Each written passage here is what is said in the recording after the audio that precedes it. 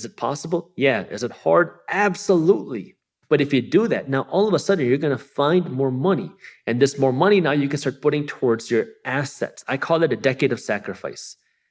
You got to put in the decade of work where you're living smaller and working to earn more money just so you can buy more assets. And if you go through that decade of sacrifice, which most people, the majority of people will not be willing to do that. But if you can go through that decade of sacrifice, you'll be able to come out of this decade way wealthier.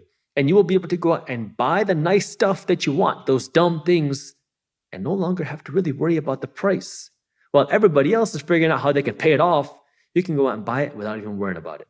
It's just going through that real sacrifice of how can you spend less and earn more.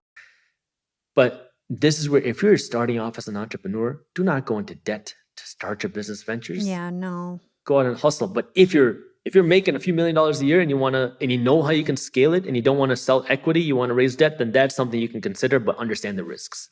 So I'm going to say something that you might disagree with. So like, as you're talking about like, be frugal, don't spend all your money, don't spend more than you can afford. All I keep thinking about as a hustler, as somebody who's been an entrepreneur for a long time, and now I'm making a ton of money, but when I was younger, I had to get there. My mentality is always like, let me just work and make more money, make more money, make more money. Now it's worked for me, right? That mentality. And I spent whatever I wanted. And what I spent on sort of like Ramit Sethi, he also has been on the show, his perspective of like your money dial. So what do you actually enjoy? So it's like I spent money on the things I liked, clothes, bags, whatever, whenever I wanted. And my mentality was like, I'm going to work hard, bust my butt, worked like 16-hour days a lot for many, many years.